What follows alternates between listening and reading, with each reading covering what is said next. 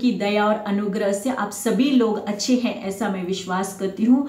तो हमने last lesson में स्टीफनुस के बारे में सीखा था, जो कलीसिया का सबसे विश्वास योग्य और जो सौंपा हुआ काम वो पूरे वफादारी से करता था, और परमेश्वर ने पवित्र आत्मा और बुद्धि से परिपूर्ण होकर वो और आत्मिक सेवकाई में इस्तेमाल होने लगा, और सारे यहूदी लोगों के बीच में प्रभु यीशु मसीह का सुसमाचार सुनाते समय तो वहाँ के जो शास्त्रीय फरीसी लोगों ने महासभा में लेके जाने के बाद तो स्टीफनुस ने भी वहाँ पे भी प्रभु यीशु मसीह का सुसमाचार वहाँ पे प्रकट किया। तो वहाँ के लोगों को बहुत ही गुस्सा आया, उस स्टीफनुस के ऊपर दांत होठ पीसने लगे और उसको नगर के बाहर ले जाकर पत्थरवार किया। तो उस समय वो घुटने में टेक कर वहाँ पे प्रार्थना करने लगा कि हे प्रभु, इन लोगों को तू माफ कर, इन लोग क्या कर रहे करके। तो इस प्रकार से स्टीफनुस वहाँ पे अपना प्राण छोड़ दिया। तो सबसे पहला कलीसिया में शहीद हुआ स्टीफनुस के बारे में हमने देखा। तो स्टीफनुस को मार डालने के लिए शाऊल का हाथ था। जब शाऊल का हृदय परिवर्तन हो गया तब वो भी प्रभु यीशु मसीह का गवाह हो गया और रोम शहर में जाके वो शहीद हो गया। तो इस प्रकार से हमने लास्ट लेसन के बारे में सीखा था। आइए छोटा सा प्रेयर करके हमारे लेसन में हम आगे जाएंगे। प्रभु महान पवित्र परमेश्वर, तेरे नाम की स्तुति करते, तेरा धन्यवाद देते हैं परमेश्वर। प्रभु महान, आज का लेसन भी तेरे हाथों में सौंपते, बच्चों को भी सिखाने के लिए और बच्चों को समझने के लिए और मुझे सिखाने के लिए प्रभु तेरा पवित्र आत्मा सहायता और मदद कर। प्रभु हर एक वचन परमेश्वर उनके हृदय में बोया जाने के लिए तेरी कृपा और दया उंडेल परमेश्वर। प्रभु सारा महिमा गौरव आदर तुझे देते हुए यीशु के नाम से मांगते पिता, आमीन। लेसन नंबर 25, यूसुफ अरमतई, जोसेफ ऑफ अरमतई। तो पठन भाग मत्ती रचित सुसमाचार 27 अध्याय का 57 से 60 और मरकुस 15 अध्याय का 42 से 46 तक, लूका रचित सुसमाचार 23 का 50 से 55 और यूहन्ना 19 का 38 से 42 तक। फिर से एक बार मैं इंग्लिश में रिपीट करती हूँ। Matthew chapter 27 verse 57 to 60, Mark chapter 15 verse 42 to 46, Luke chapter 23 verse 15 to 55, John chapter 19 verse 38 to 42। तो इन सारे अध्यायों में आप अच्छी तरह से पढ़ने से आप लोगों को ये लेसन अच्छी तरह से समझ में आएगा। तो आइए हमेशा की तरह आज का मेमोरी वर्स हम देखेंगे। इब्रानियों की पत्री 13 अध्याय का 6, इसलिए हम निडर होकर कहते हैं, प्रभु मेरा सहायक है, मैं ना डरूंगा, मनुष्य मेरा क्या कर सकता है। Hebrew chapter 13 verse 6, so we may boldly say the Lord is my helper, I will not fear what can man do to me. इस लेसन का मुख्य उद्देश्य कुछ 2 पॉइंट्स है। सबसे पहला है कि कोई भी व्यक्ति प्रभु यीशु मसीह को स्वीकार करके उसके संतान बन सकते हैं, चाहे समाज में उसका कितना बड़ा स्थान क्यों ना हो, कितना बड़ा नाम क्यों ना हो, वो कोई भी व्यक्ति प्रभु यीशु मसीह को कबूल कर सकता है। नंबर 2 है, अगर हम परमेश्वर के काम करते हैं तो हमारी मदद करने के लिए परमेश्वर सही समय पे उनके लोगों को भेजता है। तो इस प्रकार से हमने ये 2 पॉइंट देखा है। तो हम इस लेसन का थोड़ा सा सारांश देख के हमारे लेसन में हम आगे जाएंगे। तो जब यीशु मसीह इस पृथ्वी पे रहते समय भी उसके भी बहुत सारे चेले थे। तो सबसे मुख्य चेले तो 12 शिष्य आप लोगों को मालूम है।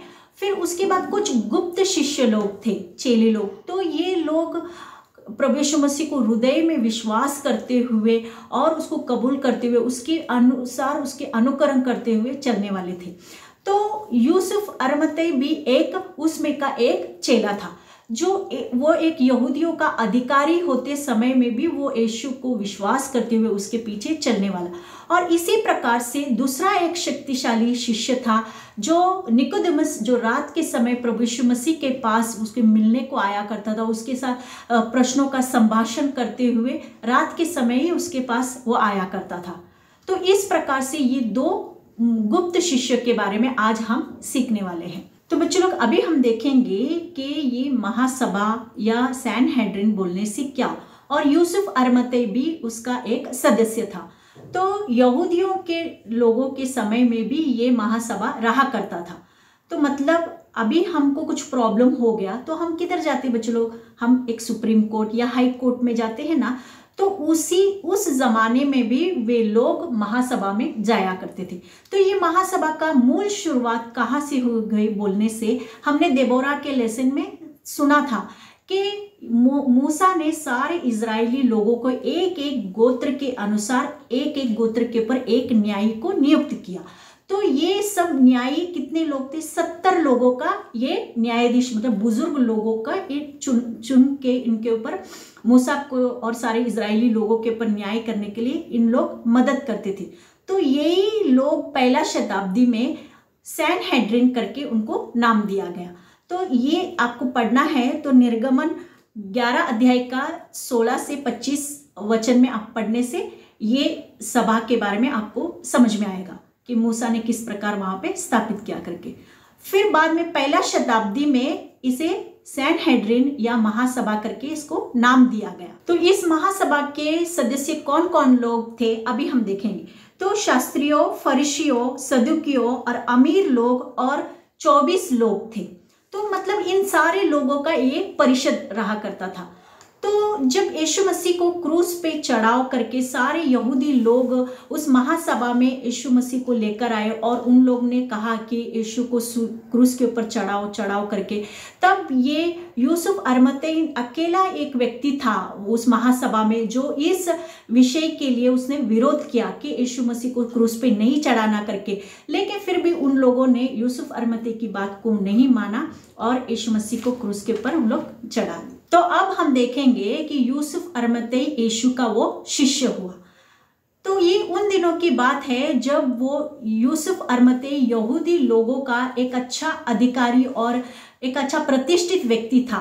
तब वो यीशु पर विश्वास करते हुए, हृदयपूर्वक वो विश्वास करते हुए उसका वो शिष्य था। तो ये बात उन लोगों को किसी को मालूम नहीं था। तो बच्चों लोग हमने लास्ट लेसन में स्तिफनुस के बारे में देखा कि वो प्रभु यीशु मसीह का एक खुला गवाह होने के वजह से वो शहीद भी हो गया। लेकिन यूसुफ अरमतई ये यहूदी लोगों को डर के मारे उसने ये बात कभी उन लोगों को प्रकट नहीं किया कि मैं यीशु का शिष्य हूं करके, क्योंकि यहूदी लोग जब यीशु का नाम सुनते ही या यीशु के चेले के बारे में सुनते ही उन लोग बहुत ही क्रोध में आकर उसको मारने के लिए उसको बहुत ही सताते थे। तो ये यहूदी लोगों का डर के मारे उसने कभी भी बहुत दिन तक ये गुप्त में रखा, एक रहस्य शिष्य की तरह वो रहने लगा। लेकिन जब यीशु मसीह का मृत्यु हुआ तब उसने बड़े धैर्य के साथ पिलातुस के पास आकर उसने प्रभु यीशु मसीह के शव के लिए मांगा।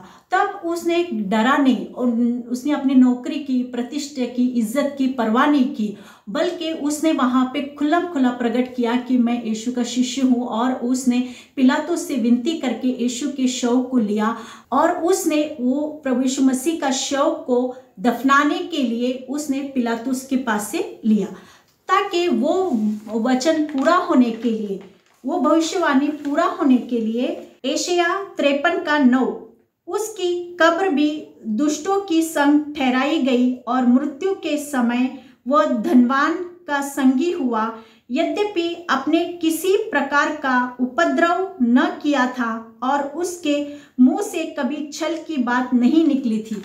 तो मतलब प्रभु यीशु मसीह एक धनवान की कब्र, मतलब अभी यूसुफ अरमतई का जो उसने अपने परिवार के लिए खास रखा हुआ कब्र, उसने क्या किया कि मैं प्रभु यीशु मसीह को उस कब्र में मैं दफनाऊंगा। इसके लिए उसने पिलातुस के पास से प्रभु यीशु मसीह का शव को उसने मांगा। यूसुफ एक सज्जन और धर्मी पुरुष था और वो रोमी साम्राज्य के सारी योजनाओं से वो बिल्कुल प्रसन्न नहीं था।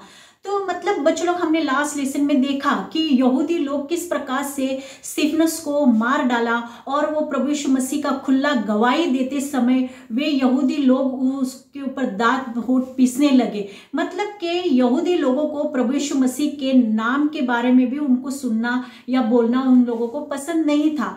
तो इसके लिए यूसुफ बहुत ही वो मन से बहुत ही अप्रसन्न था, मतलब उनके कामों से, यहूदी लोगों के कामों से, उनके व्यवहारों से।